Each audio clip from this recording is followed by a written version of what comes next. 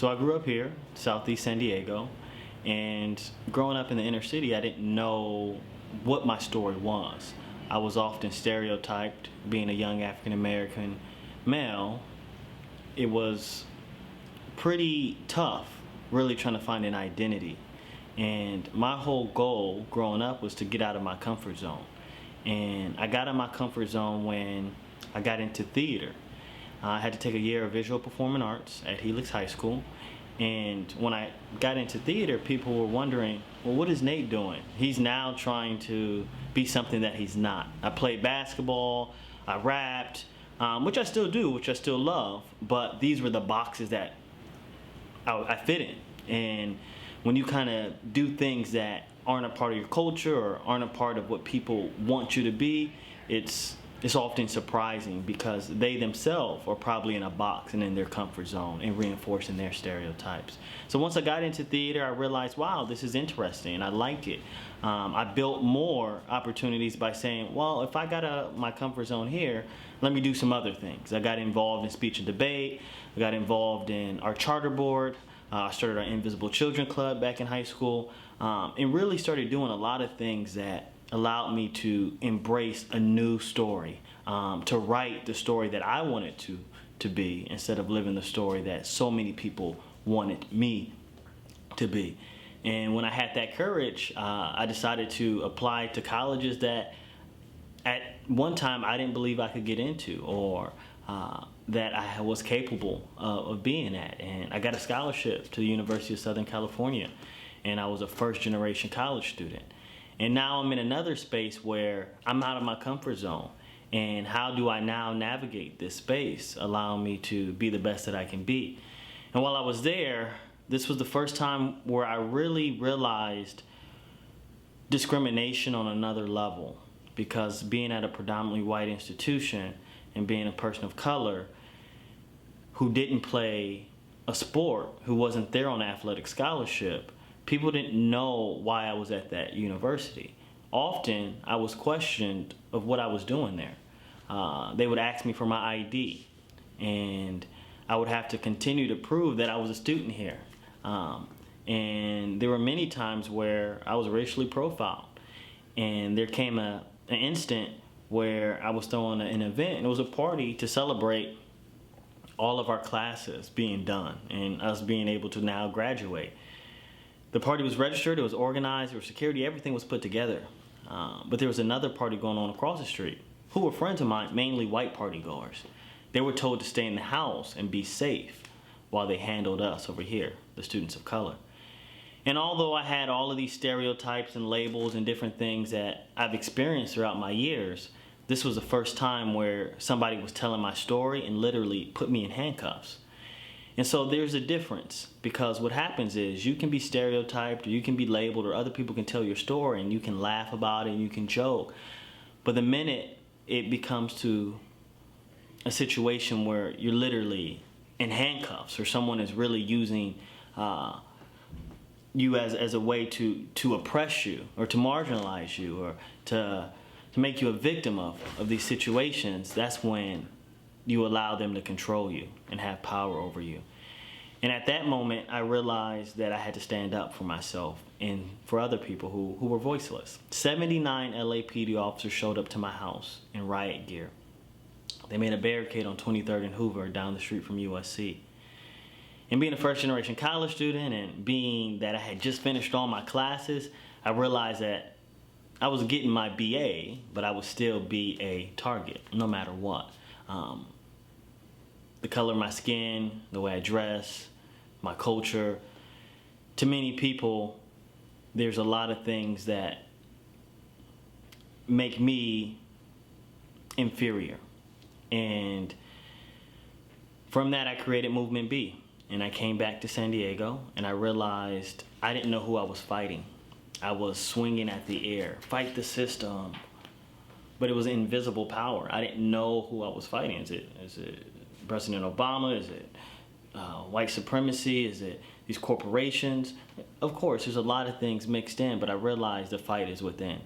Because when you begin to own your story and you have the confidence to be that story, people have to respect it. And you have to realize your greatness. And so that's what I inspire my students to do in Movement B. And we do this through spoken word poetry. And we've now been moving 2 years now, and it's exciting, and we're now getting nationally recognized. And that's my goal, to now help people understand their story. So you mentioned Movement B. What exactly is Movement B for the people who will be watching? Definitely. Movement B is a platform where we work with youth to inspire them through spoken word poetry. Our vision is to create purpose-driven curriculum that allows youth worldwide to connect through self-expression in creative ways. Locally, our mission right now is being able to engage students in a way that allows them to have a platform to share their story in the best way that they can. All right. So, and you recently said that you were going to be on the Today Show? Yes, yeah. So, huge things happening. I was just recently recognized in February for Black History Month as one of the top 28 young black leaders in the nation under 28 years old. And I'm on this list with Steph Curry and Cam Newton and Amanda Steinberg, Michael B. Jordan, a lot of people that you guys may be familiar with. And here I am, the kid from San Diego who had a dream. And so from that 28, the Today Show selected 4 stories that they wanted to showcase, and they're interviewing me tomorrow. Oh, wow. Yeah. Wow. So I know that you just told me your story the last year of college at USC, and then also, that story. And I was wondering, at that moment, what was going through your mind? Like, as that happened, how did you feel? I mean, I felt frustrated. I was angry because it had happened so often, in the sense that I felt like I was getting discriminated against. And at that moment, I didn't realize that I was being called to be an activist, or I was being called to be a leader of my generation. It didn't hit me until I realized that people were looking to me to speak up, because we could have swept this under the rug. I could have just graduated and let it go. But because Movement B is here, and because the story is still being told, the movement is happening. And I think that's something I'm really proud of, because I think so many people let oppression happen and don't say anything about it, and that's what still leaves them oppressed. Wow, what powerful words, by the way. Thank you. And with that, do you think that there's a bigger problem here, that maybe even larger than you, that is national? Yeah, national and global.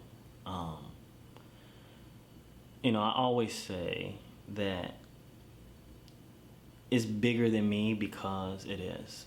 When I die, I'm hoping that this movement lives on. You can kill the revolutionary, but you can't kill the revolution. And so I always advocate, yes, I'm Nate, I'm a face of the movement that I've started, but it's not about me.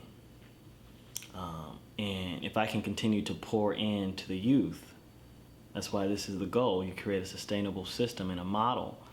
I pour into you, then you in return pour into the person who's younger than you, and they continue. And I live by a quote that says, hey, if I may mess it up, it's if you're planning for a year, plant rice. If your plan is for 10 years, plant trees. But if your plan is for 100 years, educate children.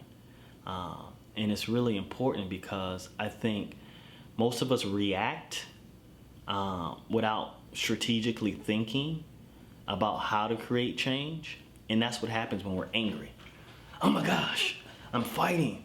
Fight the system, fight the power. Yes, that's what it's about. Yeah, really, but do it strategically, and that's how you beat the system. You create a new system.